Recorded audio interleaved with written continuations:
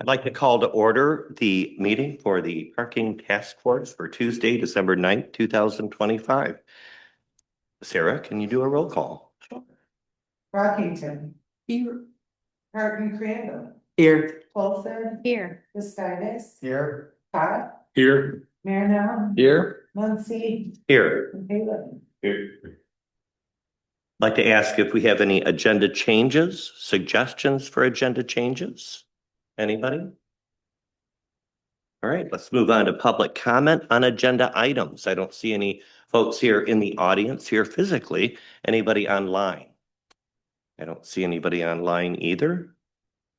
And approval of minutes. I hope that you've all gotten a chance to read the minutes that were sent to us from our meeting on October 28th, 2025. I motion to approve the minutes as written for the meeting on December 9th, 2025. We don't need a roll call for that, do we? Yeah. And all approved, say aye. Aye. And now let's get into the meat of it. It's topics for discussion. We're going to start off with the parking inventory fieldwork and initial mapping that was included in your packet in case you received it. Everybody has electronic, or if we're able to put it up on the screen, and I'll hand it over to Eric. Hello, all. Thank you for having us. Hopefully you can hear me all right. Yep. Excellent.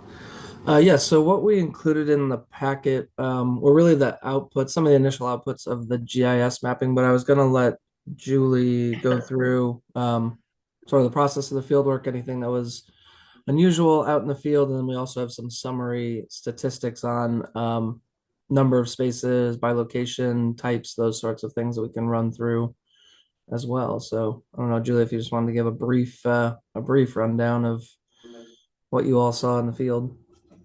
Yeah, so we had staff out in the field. They did their initial inventory, I think over 2 days. I don't know if you saw them out there doing some counting. They went back out and did some additional verifications, I believe last week, to pick up some additional inventory information. But what we picked up were the on-street parking areas and off-street parking areas, including some of the private lots and all of the public lots. And then I think Eric put in those summary tables of the overall parking inventory summaries.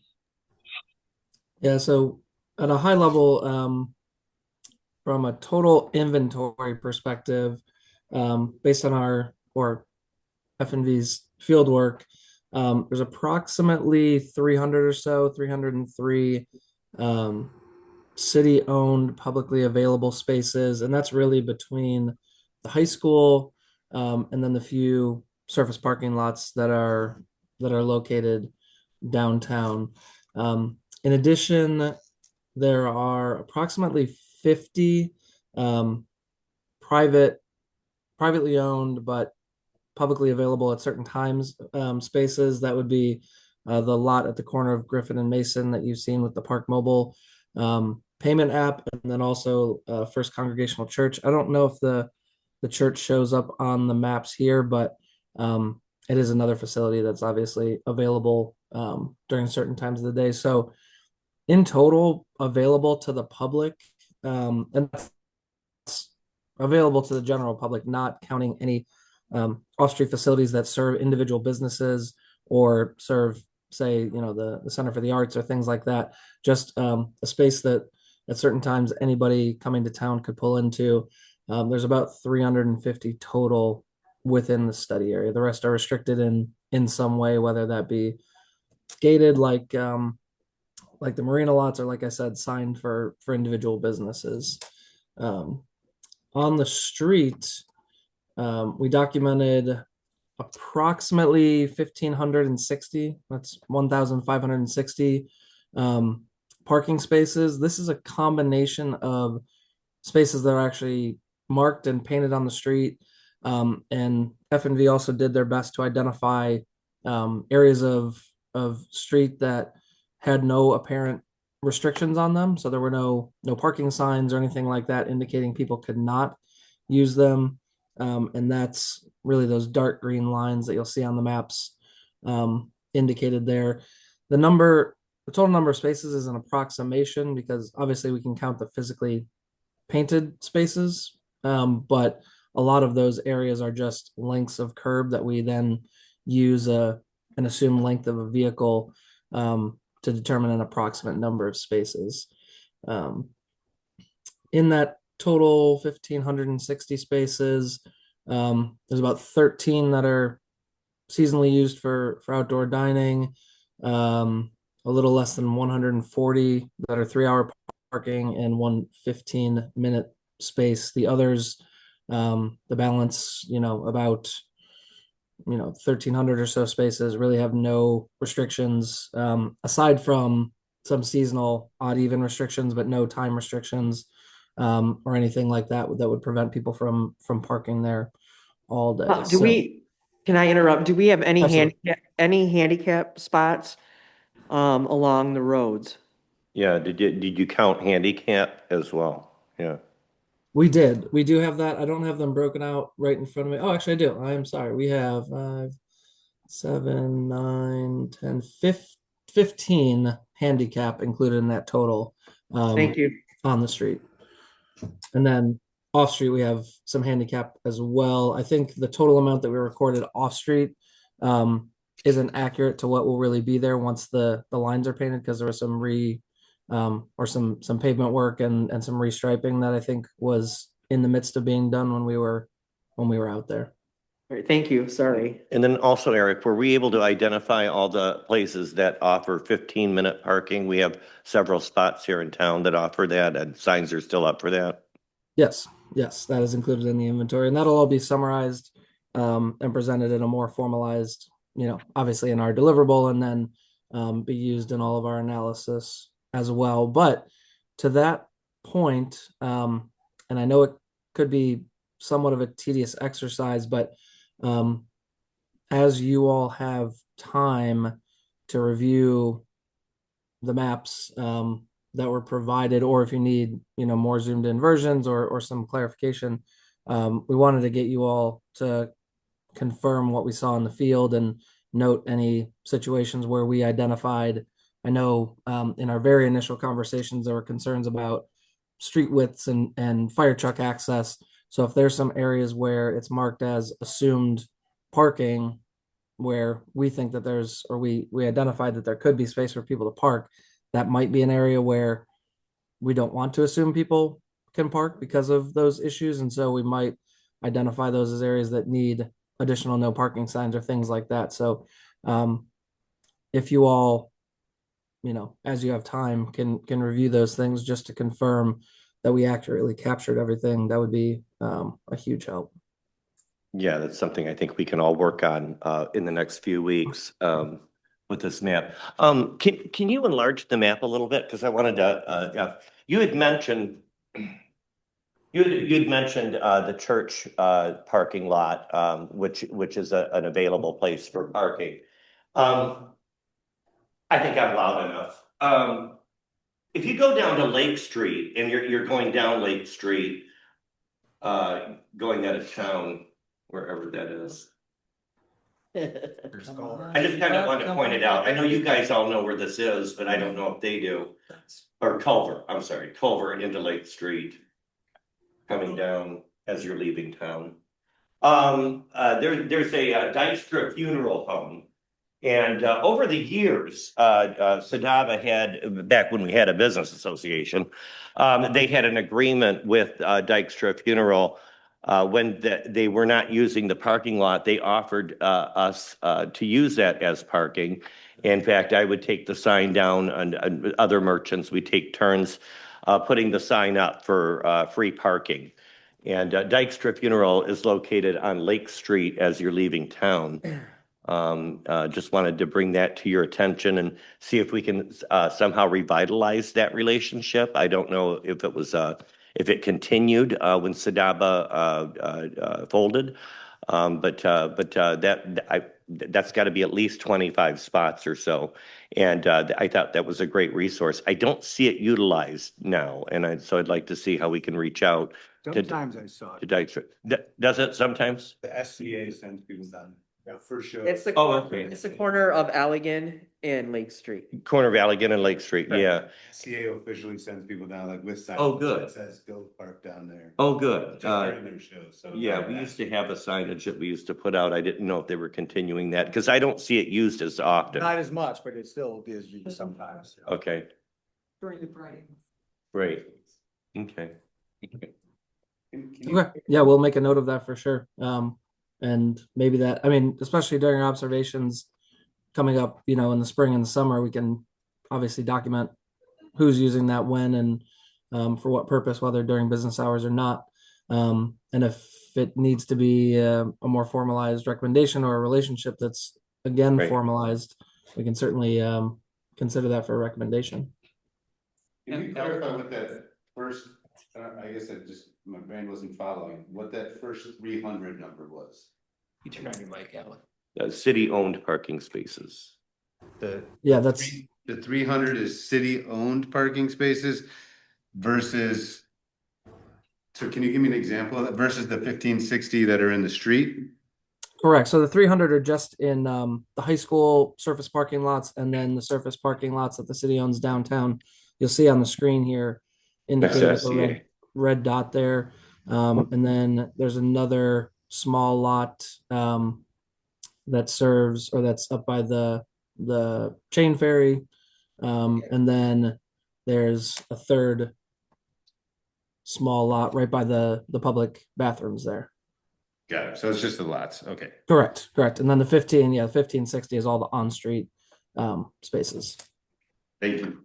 And that total number again was 15, 60. 15, On-street is about 1560 or so. That does include the outdoor dining spaces. So you'd subtract, 10 or 15 spaces from that total. So 1550, 1545 for actual usable spaces during the peak season. Again, understanding that could change a little bit with your review and identifying portions of street that maybe shouldn't have any parking or should be explicitly no parking to allow for emergency vehicles and that sort of thing.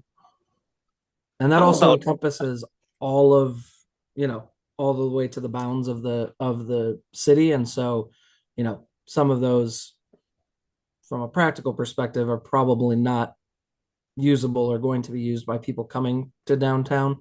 That's really just a view of the study area as a whole. Gary? Yeah, I've got a question, a clarification.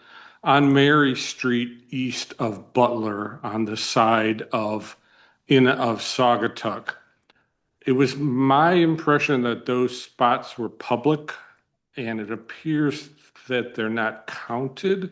I know there was some conflict between the owners and the city. The owner was putting out cones and stuff and reserving those spots. And the city was telling them they couldn't do that anymore. So, Ryan, I don't know, you can clarify? Yeah, Eric, so he's referring to some spots that are on the south side of the street. Yeah. So those actually are, city spaces. And then along with, since we're talking about that street, we're looking at kind of the north side of the street as well to see if there's some additional spots that we could potentially stripe and fit in there as well.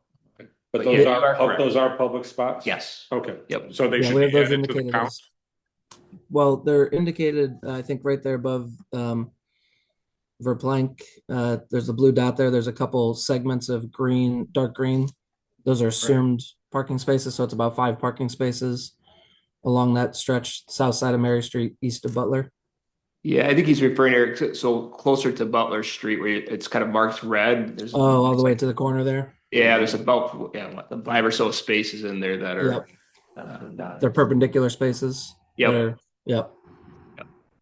Okay. Good catch.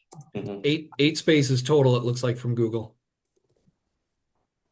And then I'm looking, oh, go ahead. I was just gonna say one thing, maybe Ryan might know this more, is especially when you zoom out and you're looking west of Elizabeth Street up on the hill, I'm wondering how much thought was put into when we started blocking off one side of the road for certain blocks, how we made that decision, because there's a couple where you can, and I mean, it's gonna be just a handful of parking spots, but there's sides that we allow parking on that have more driveways than the sides that we don't allow parking. So have we ever like kind of taken a holistic look at that with parking? Yeah, so that was looked at by our engineering, Mr. Moxie's here, took a look at that, as well as primarily Scott Herbert and the fire chief did a kind of block by block assessment and took a look at where driveways were, where utility poles were, where there was already existing kind of areas that had been improved for parking. Based on a combination of factors, they kind of made the recommendation of what side of the street might be better to mark no parking or not. So if there's a side that you have some particular questions about, that particular block, we can certainly take back to them and get, some feedback on why the recommendation was what it was. You said Elizabeth Street, where was? I Also, was just saying generally west of Elizabeth, General. just, but. Sure. when we talk about inventory and possibly adding inventory, going down Lake Street, and there are other places as well where the right of way is gravelled or allowed for parking right of way areas. In particular, the condos on Lake Street. There's a large area there. I think there's like maybe enough for 4 or 5 parking places there. That allows for right of way parking. I do see cars in that area. So is that going to be part of the inventory as we go forward? Or By, the like, I think possibility? that, By Windjammer and all? Yeah, that, right uh-huh. there? Yeah, right across from, Yeah. basically. Yeah, right across from Dykstra. yeah, if you, those are exactly the kinds of comments as you're reviewing to sort of mark up on the map and say, hey, these are areas that are Okay. currently Right. or have been used historically as street parking. We can go look at those, make sure that there's actually enough space to safely do that, and then if there is, indicated on here as available inventory. So I saw from the last parking study, one of the conversations they had was capturing some of those right-of-way areas to use for public parking, and the possibility of doing that to increase our inventory. So Thank you for the work. These are incredibly useful numbers. And I think they're important for communicating with the public as well. For instance, last meeting, we got a number of $30,000 for a parking garage for one spot. That's kind of like that's like a shut it down number, right? When we're talking to the at public. least 30,000. Yeah. Yes. But I think that another shut it down number that I'm seeing right here is that there's 13 out of 1,500 spaces are for restaurants. That's why are we talking about this number? Is Mhm. that, you know what I mean? Like, that's like such a small percentage of things. But that being said, would it be useful to have like a tier 1 and tier 2 parking count? For instance, south of Lucy and west of Elizabeth? And then the grand things, because are people really, when they're thinking about parking, are they really gonna be parking all the way up into different places? Those are kind of Yeah. the areas that I would think of as south of Lucy and west of Elizabeth. Consider that like A parking or tier 1 parking and have that number. And then it's just math. I mean, you just gotta count up the things, right? And then have the whole grand number. I think that might be a useful tiered system to use. Does that make sense? Yeah, in our analysis, that's exactly what we would do. It's sort of the likely parking places versus the inventory for the city as a whole. Exactly to your point, there's areas where people are more likely to go where they regularly park, and then if they know or if they visit regularly or if they're visiting, residents that live in sort of the outer areas, they might park up there and walk downtown. But in all likelihood, the visiting population that's coming in, or the vast majority of the especially seasonal influx, is going to focus in a much smaller area than that. So that's what we'll focus on, and that's really the focus of the parking occupancy and turnover counts, as well as that smaller, more focused area, to make sure that we're not counting parked cars across the entire city and sort of falsely saying that occupancy is a lot lower when the occupancy in the core is really a lot higher. So that's part of the intent of that as well. But we will absolutely sort of make that differentiation in the analysis. I do have to say though, over the years, people are parking closer and closer to the high school on, the side streets, so up to Elizabeth. So before, where it was only really on the holiday weekends, they were parking up there. It's now pretty consistent Yeah. that they're filtering up near Mason all the way to Mason. Yeah, Yeah, not all the way to Maple. That's like, Mason though, yeah, well, sometimes, Yeah. but it's definitely up to Elizabeth. for sure. and I'm guessing that's, due to the decreased parking that we now have on the hill, because folks are looking for more places to park since we made it safer to drive up on the hill there for emergency vehicles. We also have been getting more press and I do think more Right. people are coming, so there's more influx and then they're like, ooh, we can't park, let's park up the hill. Mhm. I've got a question. How do street ends fit into the picture? Is there any potential to gain spaces on, for example, I'm looking at Mason Street towards to the east. Is that even feasible to get parking spaces out of street ends? Like behind us. Yeah, you're talking about more or less like turning a dead end street into kind of a more formalized parking lot. Is that my understanding? Well, I don't know. I mean, I don't know. I've never gone out and measured them to see could you put 2 or 3 cars across a street end at the end of it? Yeah, most times that's not really possible or a sort of a safe thing to do. There's, you get into a situation like on Griffith Street. In that case, there's area to make a turn around to get back out of there if there's on the end of Butler Street to turn around when you get in the end of that. That is not safe. Typically on a standard street width, people get to the end of it. If there's no place to park, then you would need to hatch off an area for people to turn around, or else they'd be backing out quite a long distance. And so we would ideally want to see an area where they can pull in forward, pull into a parking spot, back out of the parking spot, and then drive forward out of the area. And I think adding spaces, at those street ends or in other areas where you might tuck them in may actually create more issues than they'd be worth. It's a good point. When you go through Google Street View, you'll often see people parked kind of at those street ends, and one of them is Mason Street. There's a few others in town that kind of function that way, whether they're legitimate or not. So it's more of a policy, and can we make the geometry work?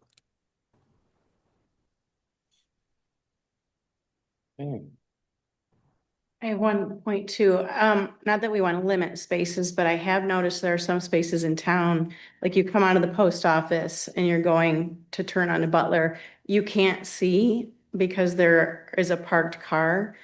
So you can't even see if there's cars coming on Butler. So are we going to take in consideration, is it called sight line, that you need to be able to see? Daylighting. Yeah, and yeah, I see the issue too at the old hardware building, going in and out for the flower shop. There are a lot of places in town where it is hard, to see, coming out. Good point, Wendy. Not that I want to limit spaces. Right, I don't want to limit spaces either, but at the same time, Safety. you have to have safety, and it's very difficult to get out of the hardware building, especially on a busy day. We've kind of been warning the city for years that if you were go through Butler specifically, but other areas in the downtown too, and apply the, MUTCD standards, probably you'd lose a spot on every corner. Yeah. I spent a lot of years driving home from working at Good Goods at night. And just the intersection of crossing, I would go from Water Street on Hoffman to cross Butler to get up the hill.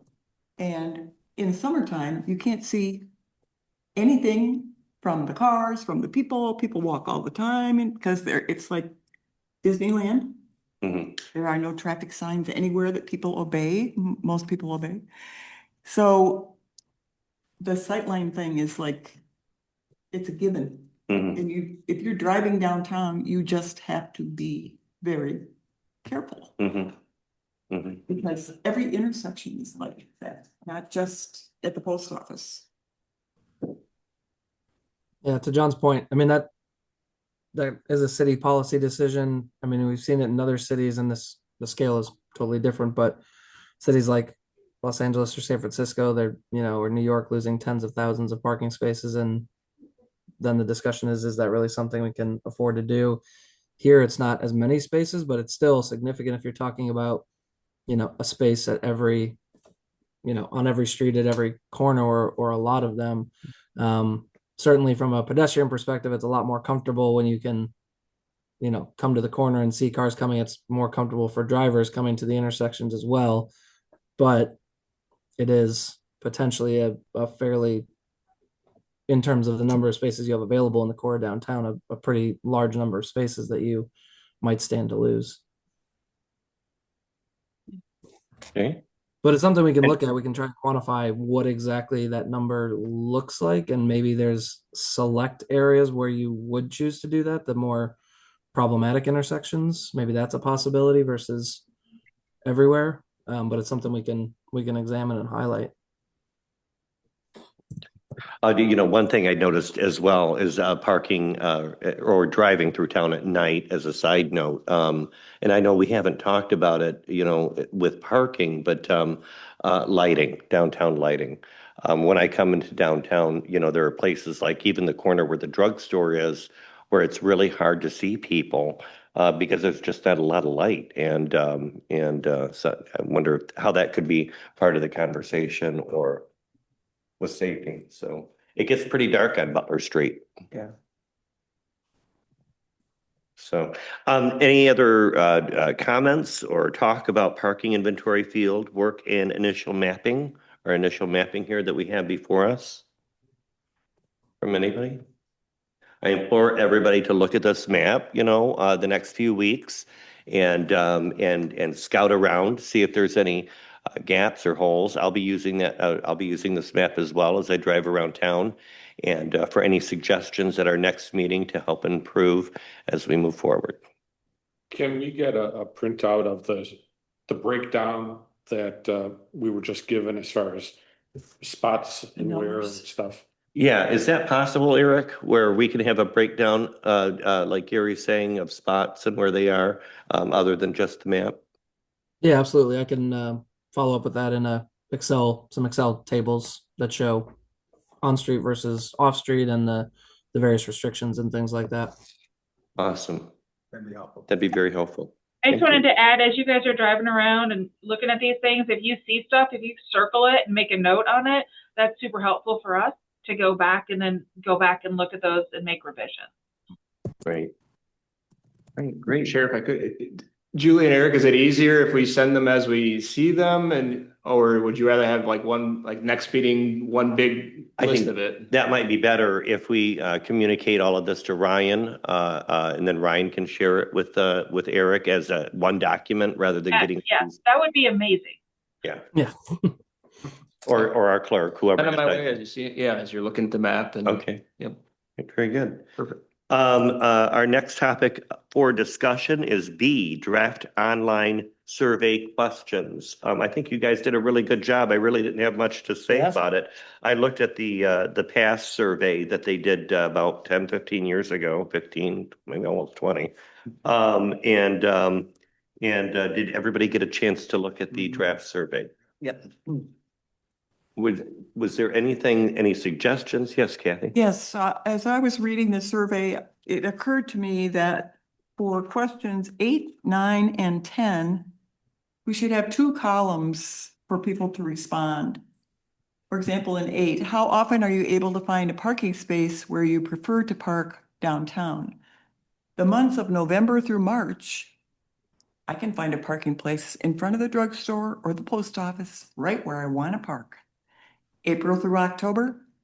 Nope. Right. And Maybe so those are all it should be seasonal. Two columns, one for November through March and one through April through October. Because the people that live here year round are going to have different responses than the people who are here in the summer. Right, good point.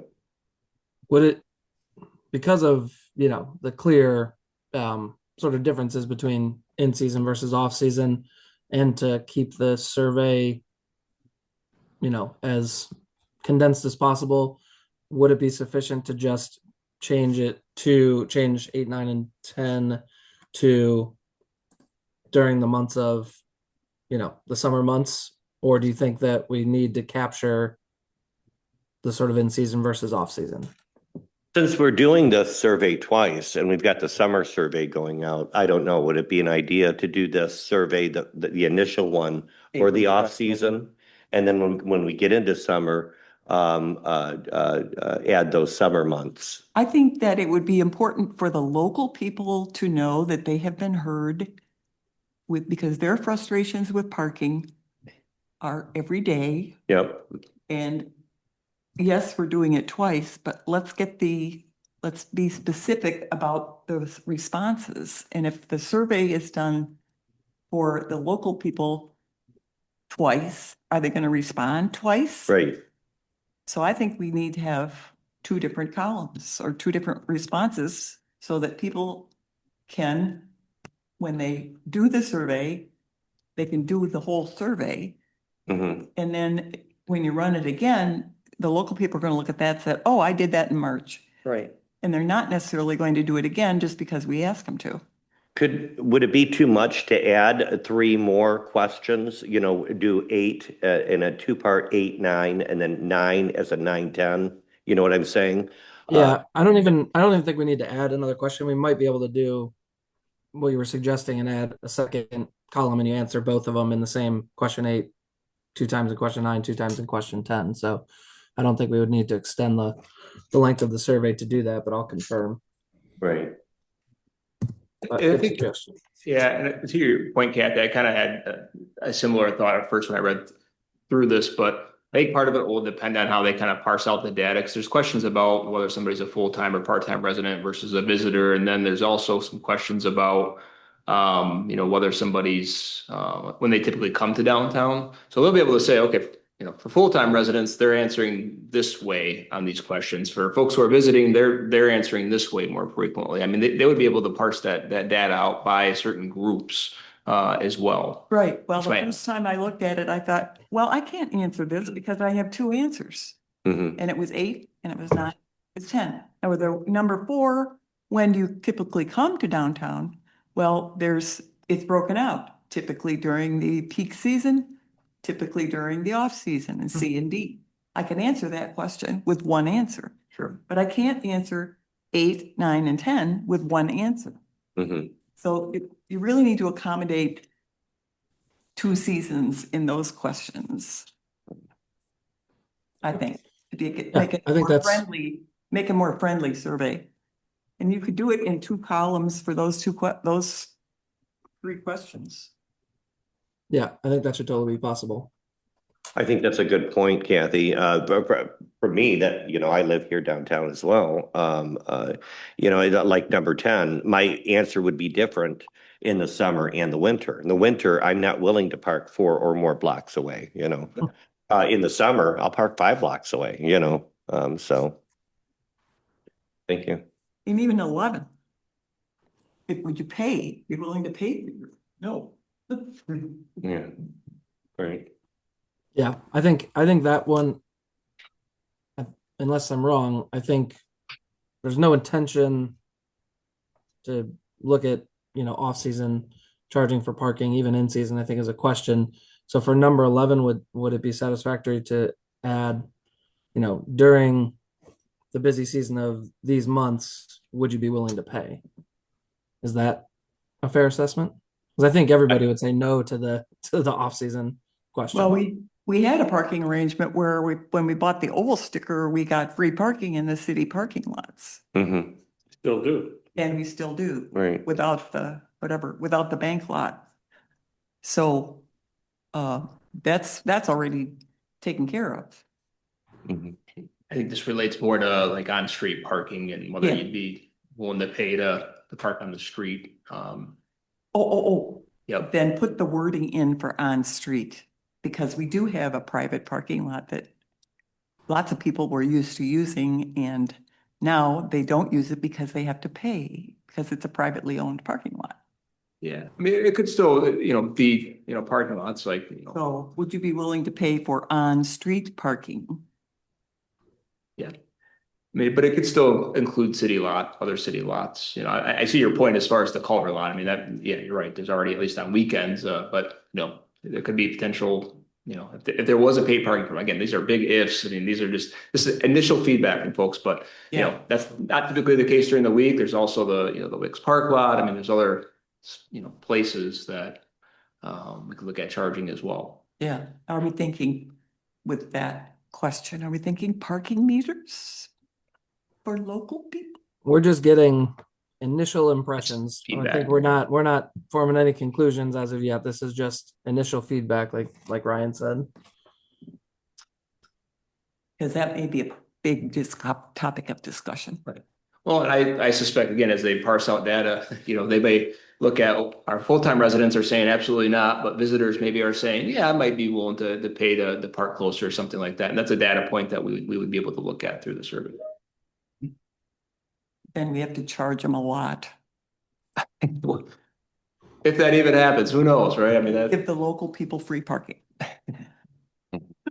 sure there'll be more discussion to come, right? Yeah. Right, right. One other comment on the survey I wanted to make, Ryan and I think Greg had asked about the ability to use some sort of map to drop a pin for people to identify specific problem areas. Are you all still hearing me? Yep. Okay. Sorry. Specific problem areas within the city.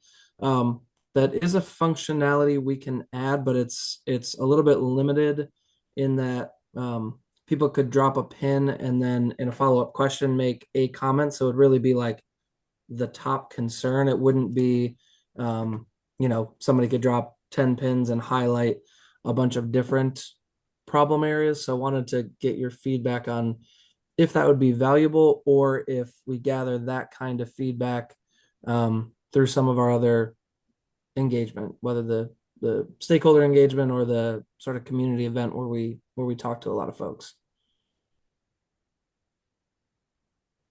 I think it's a waste of survey space. I think you're gonna get too much information that's not particularly quantifiable. I think you're better off doing something like having a public bulletin board where people can say their piece and talk about something along those lines. I think you're gonna convolute this because this is wonderfully quantifiable here. And I think we want to stick with that and let people fly through this thing. Mm-hmm. And can people check more than one response on some of these questions? It says it that. Yeah, some of them are ranked choice, like 1 to 5 type things. And then there are obviously open sort of other response categories where people can put in comments. So I think that provides some opportunity too, but I would tend to agree with the forum for gathering that very specific, this intersection, this space kind of feedback where you can put up a map of downtown and have people put sticky notes or dots or other things to indicate problem areas or suggestions. In the interest of useful data collection, since we're kind of going down that road, I have a problem with question 1. I think it would behoove you to separate it into where do you live and where do you work. For instance, I'm different than Gary, Mike, and AJ here, right? And what we own and where we live. Like that's a different thing. But as it stands right here, I can only circle owner of a business. So I think it's important to say like, where do you live? I just think it would be easier because the question is just getting a little too like wordy and too many options. Yeah, too much stuff. So I think if you just said, do you live in Saugatuck or outside of Saugatuck? And then do you work in Saugatuck or not? I think you could, I like the idea of retail or restaurant. That's cool. Like what kind of business you work in, or if you're an owner, that's interesting. But I think instead of one question with 8 options that we're still not quite getting there, you could do 2 questions with where do you live and where do you work with the same amount of options. And it would be quicker. You wouldn't have to read through that as. Okay. I have one suggestion for inclusion of a question. I'm with you. I don't want to get this too convoluted because I know we have survey fatigue here. But we did discuss during our initial meeting, I think it was you that brought it up, about off-site parking and getting shuttled into town. And I think we should pitch that question somewhere on here. We say, how many blocks would you be willing to walk? But would you be willing to get on a shuttle at exit 41 type deal and get bused into town? Because if no one would even want to do that, we should, I mean, that should inform how we continue. And I don't really know how we will say that. You know, like, are you willing to get shuttled from off? Yeah, so maybe we can brainstorm that. If people think that that is a good, Maybe by distance, right? Like, would you be willing to be shuttled a mile or 2 miles, a mile and a half? How whatever? far would you be? Or a time. Yeah, How long do you spend in town? I think would be a good, and that, there's Well, I like, think, He kind of said that. there's a what are you doing downtown question, yeah. right? Oh, I guess, okay. how long do you Yeah. typically remain parked? It's on Right, 14. Right. Yeah. I'm just trying to see if there's an appetite for people to get on a get on a bus somewhere. And I think probably minutes instead of miles, because I think that's how people quantify things. Sure. Right in their head with this stuff. That's a good idea. Because we could possibly do something like we're already offering people the opportunity of parking in Douglas and riding this shuttle. Are people accepting that at all? And that's what, 5 minutes bus ride or 10-minute bus ride?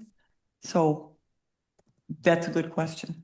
I like Because it. I we like have opportunities, we have Saugatuck Township opportunities for parking that we could possibly work with, but we have to know whether or not people are willing to park that far away. And I like this idea of just gauging interest. I Yeah. think that, you know. Yeah.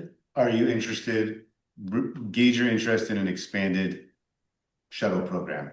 Yeah. Not interested, somewhat interested, very interested, and then really just see if it's all hard pass, then well, you know. Because I'm stubborn. I'll drive circles for 30 minutes before I go. Oh, right. You know, drive somewhere else. yeah, Right. So would you say maybe in lieu of, because right now there's a question that in 16 that's a little bit more open-ended about the interview. Right. Would you say maybe instead of having that more open-ended question, getting just a little more focused with it, with those? Or are you still wanting that more of that open-ended question there too? I like. Or the- maybe there's a question Wow. before the open-ended one about sort of that quantifiable 4 choices and then the open comment one to get more feedback. I like both because I believe we need to know your answer as well, but like I do ride the interurban a lot. But I would probably ride it more if they're open later, for dinner and stuff. Hint, hint. So I think because there's 2 different types of people taking it. Let's open till 9. No, I know, I love it. So I just think there's 2 different types of people who are writing it, your locals or the people who are gonna get shuttled in, good point. Real quick, I might have missed this. I mean, how do you propose getting this out to people who don't live in Saugatuck? Because obviously you have emails for all resident or hopefully some kind, I mean, how would a tourist even take this? So, because tourists are gonna answer this completely different than locals. 'Cause locals will be like, I'm not taking a shuttle, I'm just gonna, I'll walk or drive or ride my bike, I mean, I'm just asking that question, I'm not sure how. Maybe social media sharing, is one possibility, not just sharing on our Facebook page, Sure. but going to the other informed pages and making sure that this gets out to the folks where our tourists go, Well, when they're I looking. think it's also important to ask people who live in Douglas and people who live in the township. Right. In Fenville, because they all come here as well, and, again, that's a good question, but if I lived in Douglas and there's now a shuttle, and now I have to worry about driving and, I might answer that question a lot differently than Right. someone who lives right here. Well, I think that one thing that we can do is we can reach out to our other municipalities like Douglas and Saugatuck Township Right, and ask them to help share the survey with their lists. sure, no, I think it's important. Yeah, I do think it's too. really important to Good find out where point. they live and then how they respond to those questions. Right. And we could And then- also work with whatever the business organization is for the bed and breakfasts and the motels and have them The CBB. suggest it to their customers. Right. Fill it out. Oh, right. Yeah, Mhm. that'll get the overnight guest, but if for the people who are just coming for the day, they're a little tricky, so I don't know how. Well, then we can put a QR code. QR code on all over town. Right. Yeah, I was gonna suggest there's ways to just have a QR code scan, whether it's a Yeah. sort of a sheet that just sits on, the counter of a retail shop or on signs that are posted, or certainly the community sort of feedback event. That'd be another opportunity to catch visitors as well. But I think it's kind of all different channels is what you try and target in order to get the widest reach. All channels within reason, I guess, instead of mailing a mailer to every address within a 15-mile radius, that kind of thing. Mhm. I feel like we need to reach out to Hollanders too, because I know there's people from Holland who have said to me they're not coming as frequently because of the parking problem. So how do we capture them back and get those dollars coming back to Saugatuck? Put it in the Sentinel. Right.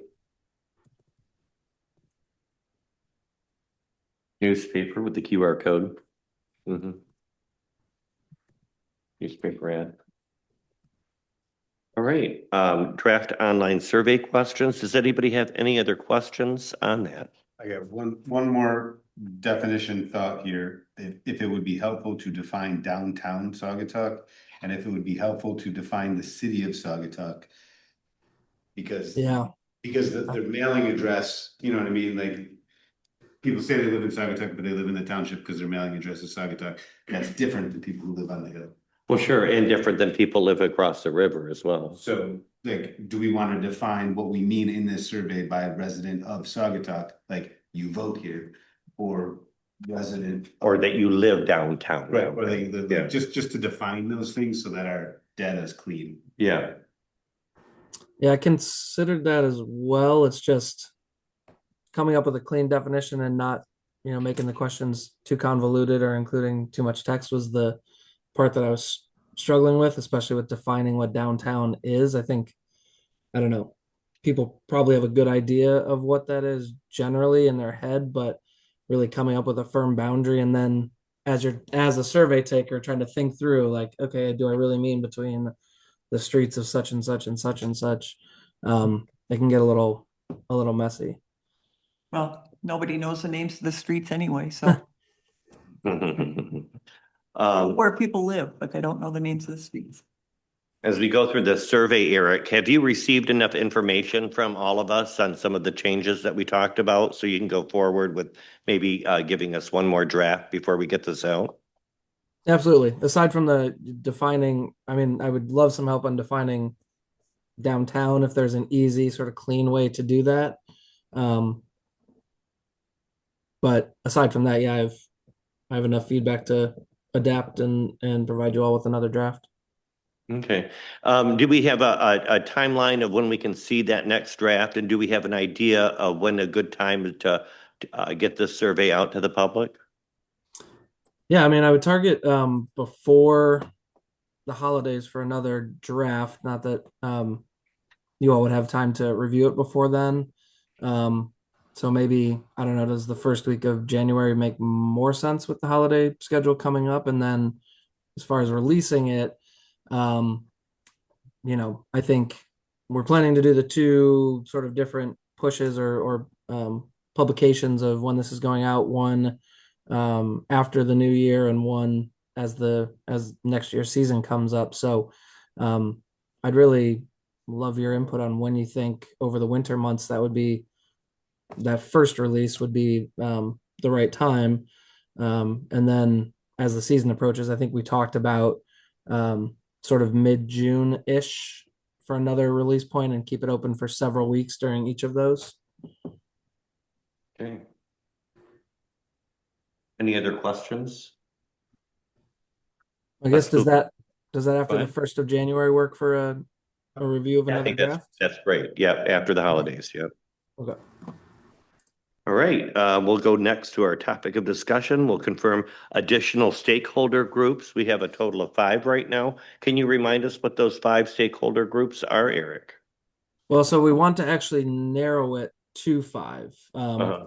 Last time when we spoke, We got suggestions, I think a greater number of suggestions than 5. So, and keep in mind, this is outside of any city staff interaction. So any conversations with police or any other departments like that, this is really those outside groups. So we had talked about lodging property managers, event planners, different business organizations that maybe weren't captured in the task force itself.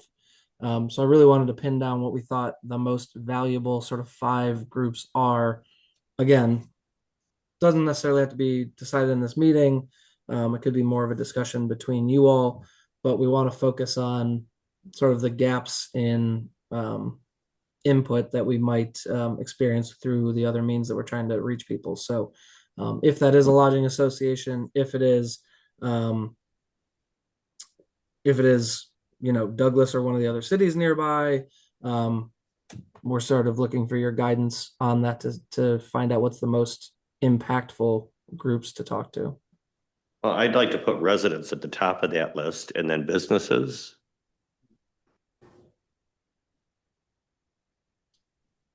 I don't think there's a need to have like retail and restaurant. I think they can all be businesses together. Are these all local businesses that we're talking, so all Right. local residents and all local businesses? Right. Are Douglas and Township and Fenville residents a separate group that's a stakeholder because of the frequency with which they come, or Holland, you know what I mean? I get that Saugatuck City residents are one group, but is there another more local-ish group of residents that matter? Well, the big piece here is how are we going to engage these groups? Because these are intended to be very discreet. Typically it would be, a group of business owners or members of the Downtown Merchants Association, et cetera, in a meeting room having a conversation. So groups of residents in a particular city is going to be a tougher, Right. group to reach out to unless we target them as we are planning to with the online survey. This is really more small group type sessions with a couple of groups that we're not otherwise, or we're not confident we might be able to hit. How big are these meetings that you envision? Ideally, we would not want them to be more than probably 8 to 10 representatives of the various groups at a time. Any more than that, even if you allow, an hour or more, people's voices cannot be heard, that sort of thing. And so we want to make sure that people have an opportunity to say their piece, get their point across, raise their issues. But we also obviously want to cast the widest net possible. So we don't want to limit it to, 2 or 3 people at a time. And again, something you all can chew on too, not something that needs an immediate answer. And I know that the CVB probably covers a chunk of this, but I do feel that there is a gap with CVB and short-term rentals. And maybe to have someone from a strictly like either a short-term rental owner, manager, because I do think that they should have a voice in, parking, because they get parking at these houses and a lot of these houses are in this downtown area. So Yeah. maybe something more specific to that.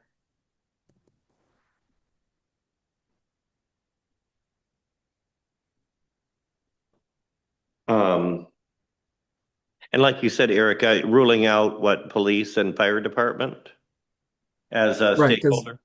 Right, because those would Because be that's a sort of our given. standard course of, meeting with folks in the city. We would just consider those conversations aside from these stakeholder engagement sessions. Right. Can you read the list of what we're narrowing down from? Yeah.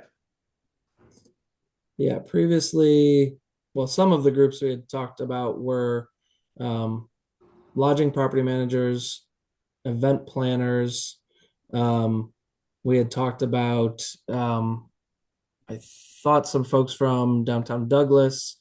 I don't know if we also talked about the Performing Arts Center. There were a whole host of others that we had named. I think it was something like 10. I don't have the full list from my notes from before. I can go back and look at that.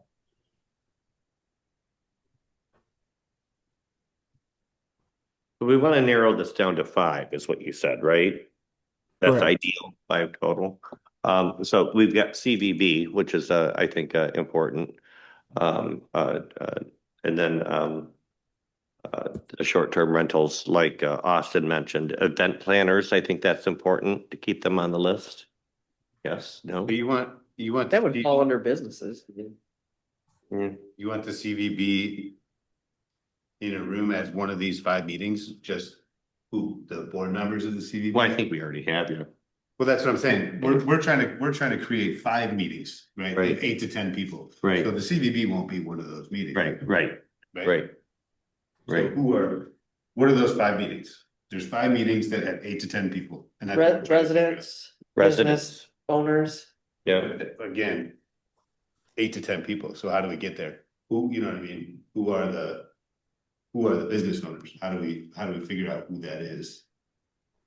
Right. How do we find 8 to 10? And then residents, like, that's a wildly large number to narrow down to 8 to 10 people. Is that, Well, you could do city residents, you could do township residents. but again, we got 8 to 10 people that we're getting in a room. Right. here. I know, do Well, you in have the- volunteers? From a. Can, you know, after the initial survey, can we come back with those results and then go back to, you know, some of those people and ask them to participate or?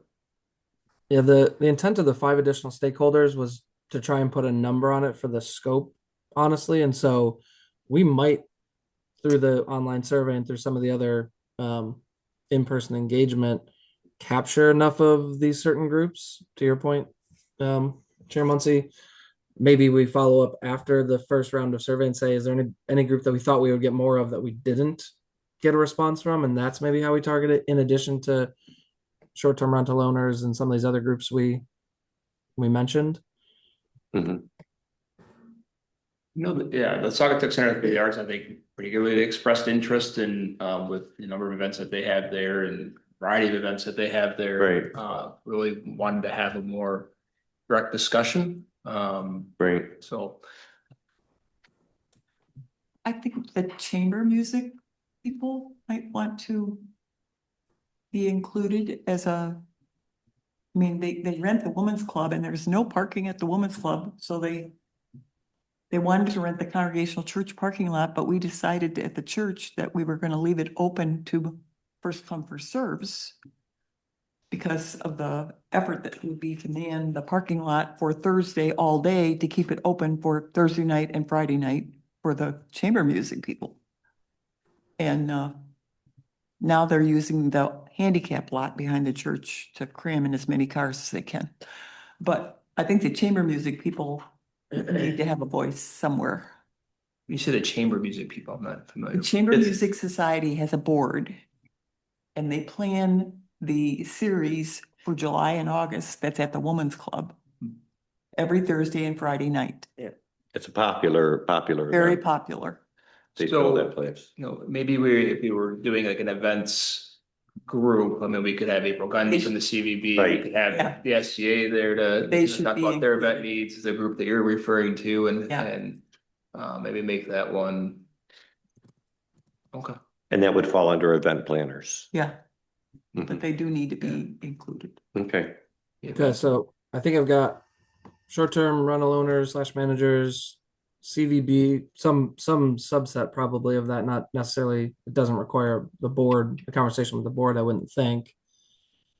Saugatuck Center for the Arts, event planners, you know, hosts, including chamber music folks, somebody else from CVB that handles events, I think I April heard. Gundy. April Gundy. That's 4 already, and then do we want to leave a? We're gonna eliminate the CVB, right? Because we don't. Right, yeah, there's no Okay. reason for the CVB. We've got 2 board members here with us.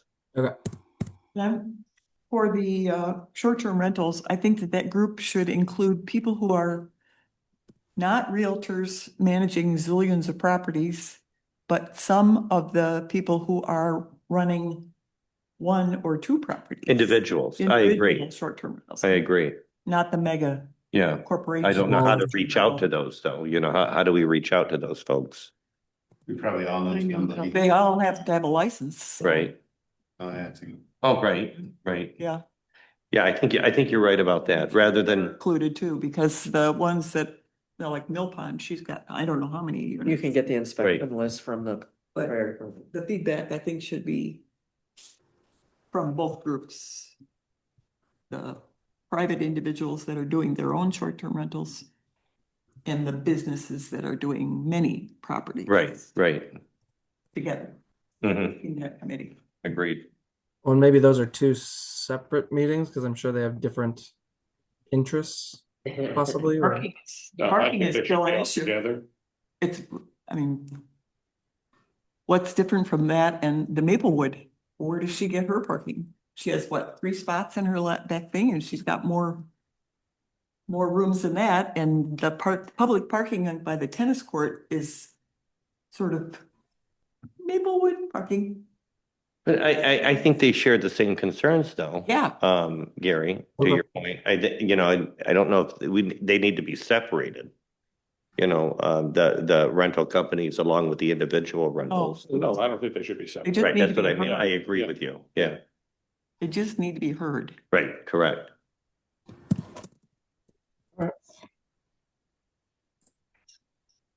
So we've got 3 so far. Do we want to sort of leave the other 2 to see how the survey responses come back to see if there's other groups we need to target in a Yeah. different way? Yeah, I think that's a good idea. Okay, great. All right. So you have everything, you think that walk away from that and we can narrow down that list after we do our survey, right? Yes, and if even after doing the additional engagement and the surveys and the sort of public event, whatever that may be, if there's still people that we're missing or feel like we haven't, had representation from, we can always have a conversation, following up. It's not a hard and fast, like we're going to talk to this many people and then we're going to be done. All right. Anything else on that subject, anybody? Anybody? The whole corner of Butler and Mary Street could be their own group because there's 3 commercial residences. Mhm, Maplewood, Wickwood, and Victorian Inn. mhm. Elaborate, what do you mean? They could be their own little group because to talk about parking, I mean, how much of the street parking do they use for their private rooming houses? Right. And I'm not saying, I'm being facetious, I'm sorry. Oh, okay. Are we ready to move on? We'll go to our next topic of discussion is D, preferred format for additional stakeholder engagement sessions. So we want to talk about our format when we have a stakeholder engagement session. So what kind Yeah, of so- format? Can you kind of tell us a little bit, Eric, about past formats that you've used for this in programs that you've done before? Because I think I think all of us here are kind of blind to what that might look like or could look Sure. like. Yeah, I think the most effective is some sort of what we would call a tabling session, literally setting up a table at a farmer's market, at a, outdoor music event, something like that, where you get a lot of foot traffic, setting up some type of visuals for people to come comment on issues, ask questions, just talk about generally the topic of parking in Saugatuck. You get a lot of diverse perspectives from people that don't see or aren't interested in an online survey. You get those occasional visitors that might not see it. People tend to be very engaged in the topic of parking at those kinds of events. So, and especially, most likely during an event where parking is harder to find than some other times. And so, that's typically the format we like. The others are okay, a sort of open forum presentation where we talk about the project process and data collection. We take some questions from the attendees, but those typically you only get a handful of people that are able to really ask questions, provide feedback, get the information they're looking for. Whereas these tabling sessions, we have multiple project team representatives all having different conversations throughout the course of, several hours at an event. And so that's kind of why we had proposed it that way. Additionally, given, the extension of the project timeline to do the peak season surveys this coming season, that might open up the opportunity to do it at the farmers market, whereas when we had originally proposed, the farmers market was already over for the season, and so we didn't really see that as an opportunity. So maybe that's an option for one of those tabling sessions, or like I said, another downtown event or similar event that might draw a lot of foot traffic. Yeah, I think one of the most popular ones we've talked about before is Music in the Park, where we can reach out because we get a lot of locals. That's a good mix of locals and visitors that visit that event. That event starts in the last week of June usually, or the middle to last week of June. So that would be a good spot. That's on Wednesday nights, and we're talking about one session like this, right? Not going to several Music in the Parks, or having an event like Music in the Park and then having another session as like an open house format, like you mentioned. So we just want one session, right? Is that easier? That's the approach we're going, right? Yes, that's what we had proposed. Okay. So yeah, that's a possibility given the fact that we'll still be doing data collection in July. I mentioned the farmers market. I don't know if that's another potential. Mm-hmm. Yeah, it could be. It could be. Is it possible to do both? Like do a farmers market and do a Music in the Park, or is that part of what our package offers? That was not how we had scoped it. However, if we wanted to adjust somewhere else, maybe fewer stakeholder group meetings replaced with another public event type feedback session, that's certainly a possibility. Yeah, I'm asking because the farmers market usually appeals to either our day trippers or locals. Music in the Park has a wider range of tourists with locals. So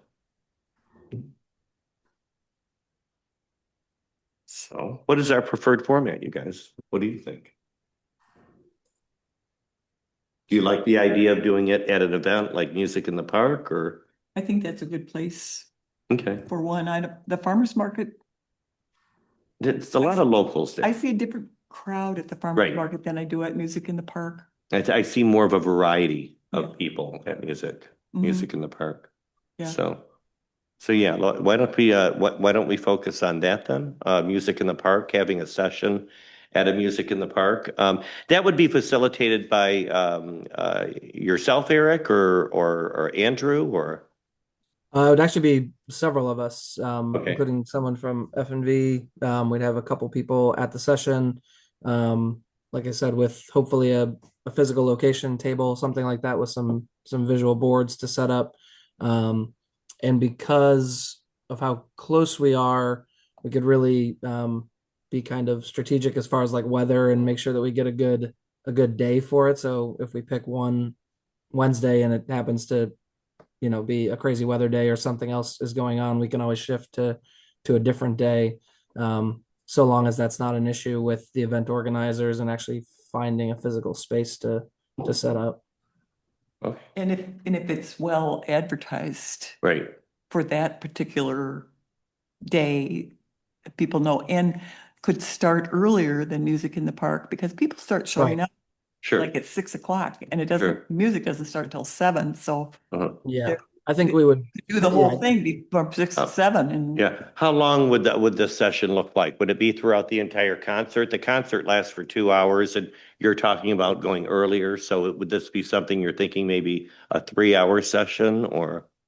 Probably we could set up, well in advance, to your point, because people are more likely to arrive early, have time before the music starts. I highly doubt people are going to be engaged with us while the music is going on, and then afterwards you might catch another person or two, but it's probably really the lead up to the event that you get most of your foot traffic. So we could be out there well in advance of the actual music starting.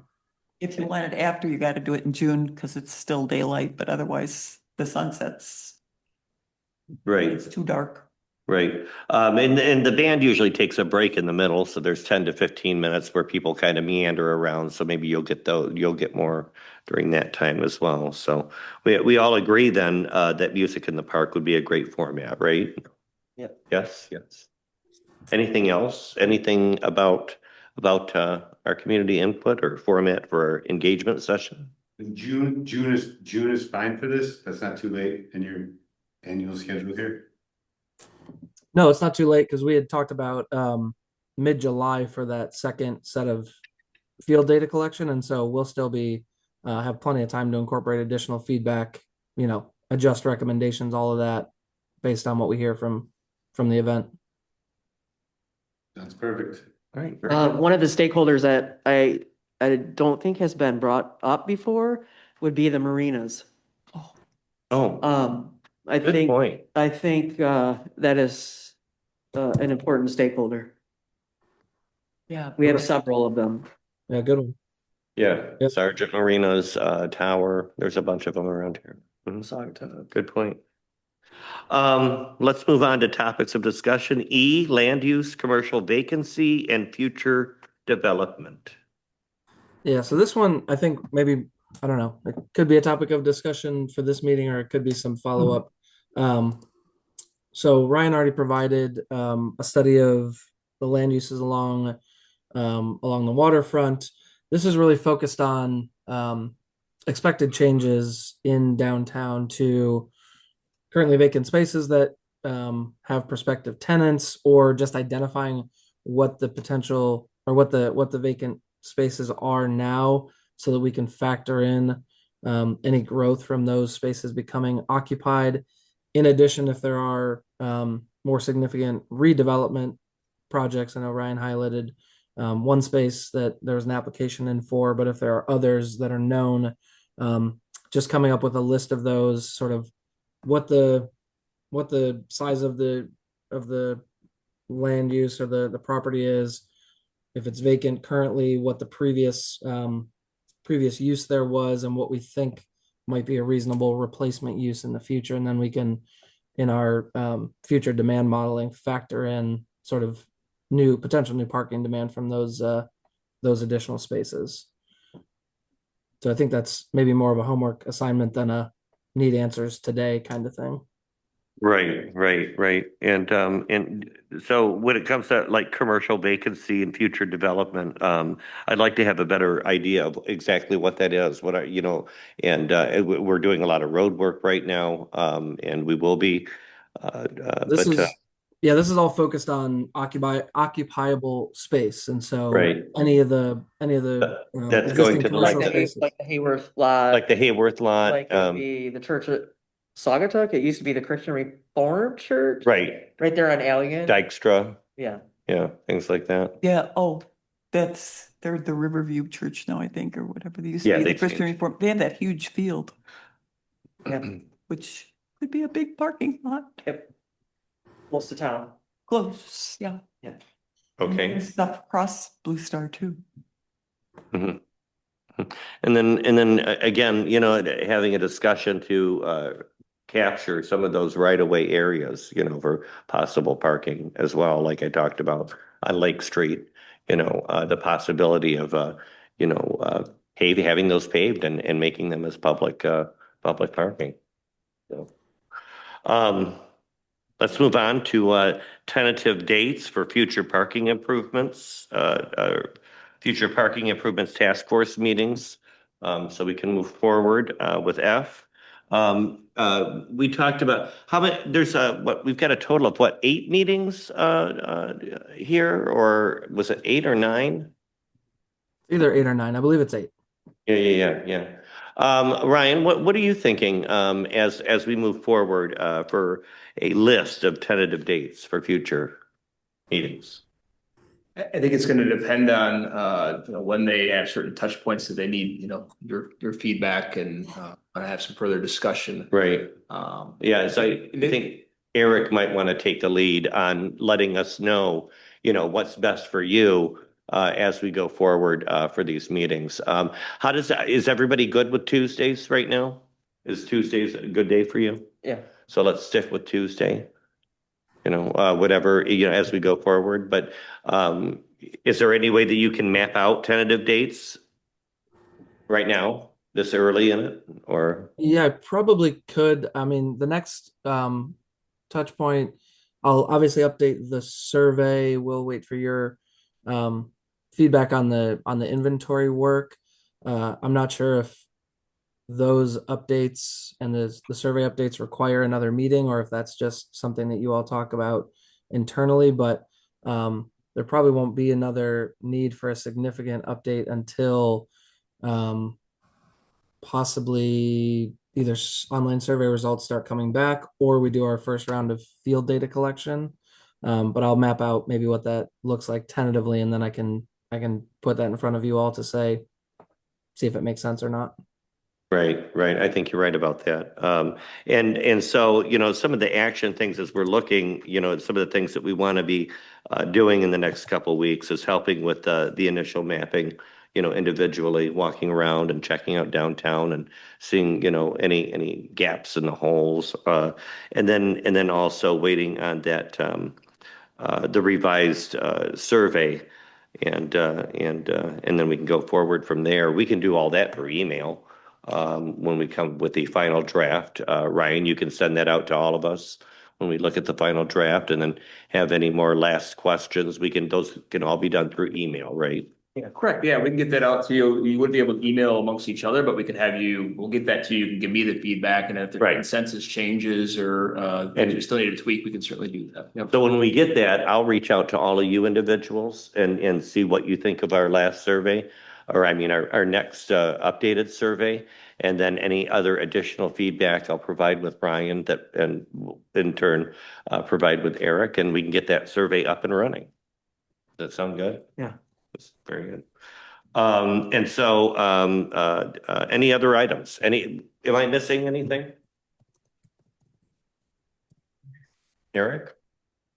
The only other thing that I had, if it's of interest, at some point in January, we'll have someone from Walker out there in the field looking at all the signage and wayfinding, and documenting gaps and potential areas of improvement. I will provide Ryan a heads up when that might happen. It doesn't require any sort of chaperone or anything like that, but just wanted to let you know that that'll be also happening in the background over the winter months. Okay. Ryan, is there anything else that I might have missed or that we need to discuss here? Not from me, Mr. Chair. Okay. So we do have a little bit of work to do. I mean, the last meeting, we really didn't have a lot of action. But I want to thank everybody for coming out and remember our next steps, and work together. You can all email me, call me anytime. Go ahead. So we're not meeting formally in January, but in February, perhaps? It might be February, right? Because we'll be getting the survey out the first week or second week of January, ideally. And it'll be 2 or 3 weeks to gather that information. And then so by February, can we find a date in February, Eric, that we can put in our calendars now? We can do that. I just want to make sure that we have enough time for you all to review the updated survey, to actually have that open and available for enough time. So maybe does mid-February sound reasonable? That should give plenty of time for survey to be finalized, advertised, and actually give people several weeks of response time. So maybe the 17th? Yeah, I was looking at the That's a Tuesday. 17th as well. That works for me. I was gonna say the 18th, doesn't it? But the 17th, Tuesday. Right. Yep. So our next meeting, we're documenting for February the 17th here at City Hall at 3 p.m. By then, we should have survey results. And until then, like I said, get that map, email me all the information you guys want to. Most of you have my phone number too, or text. And let me know any kind of area in the parking. I'll be checking out the downtown as well. I'm going to spend a little bit of time this afternoon doing it. But let me know if any spots on that map that you can. And then Eric, you said you were going to also send us a list of the parking along with the Correct. map. So Some we have some a better tables. idea. Yep. Yeah, that would help. Yeah, that would help. So as soon as we get that, then we can kind of, yeah, and again, email me anytime, you guys. As soon as the next draft of the survey is out, Ryan, you'll make sure that we all get a copy of that. And if I don't hear from you guys in the next couple days after that's out, I'll be reaching out to all of you for kind of like a last call, on any details that you want to see on that survey, and then we'll get it out and running. Anything else? Anybody? When do you want us to give you the information from our walk around? Mhm. Any spots that may be parking, additional parking available, or just to double check that map, make sure it's right. I want you to also look for where all the 15-minute parking spots are, and of course where all the handicap spots are. He's going to send us that list, and could be possible we see something that they didn't. We all live here. And so that we can point out those things. Also, when we talk about right of ways as well, maybe there's an opportunity to capture right of way parking. And if you see any spots like that weren't on the map, or places like I mentioned, like Dykstra, or where the condos are across the street there. So maybe there's more opportunity for parking to increase the inventory.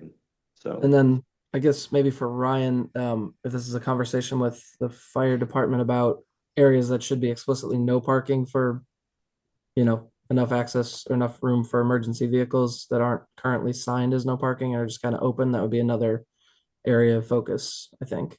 Mm-hmm. Mm-hmm.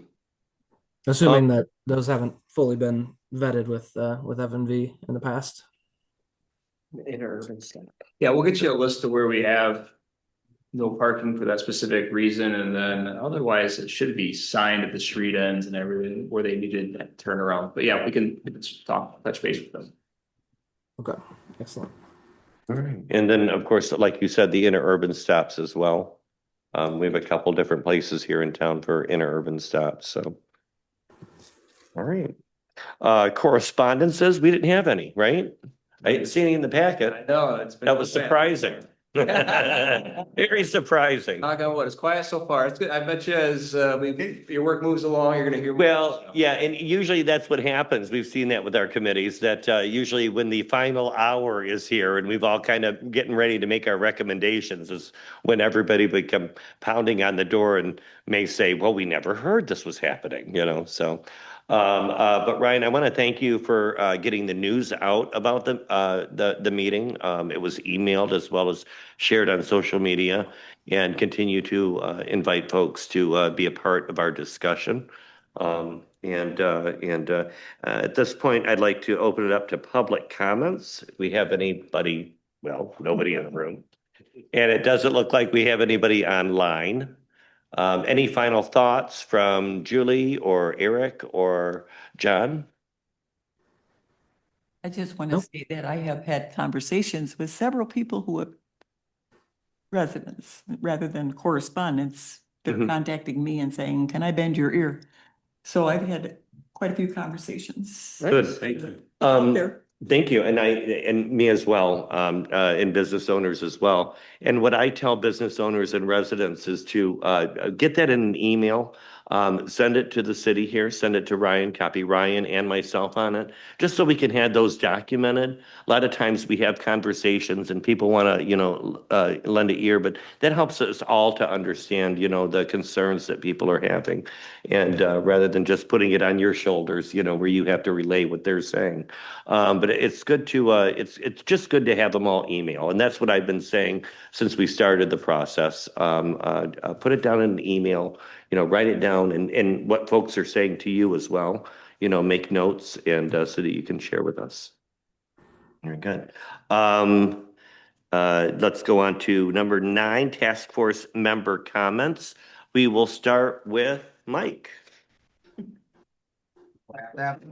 What's that? Do I have to say something? Yeah, no, you don't have to. You don't have to. Any comments? Very good. Gary? Just that I was fascinated by the parking map and it's very interesting and conjures up lots of thoughts Yeah, on what could happen, so. great. Thank you. Becky? Yeah, same with the parking map. The number of parking spots kind of surprised me. Mm-hmm. And I just think we're going in the right direction and I look forward to working with everybody. Yeah, I agree. I think the parking, it did open my eyes to the amount of parking we Yeah. had.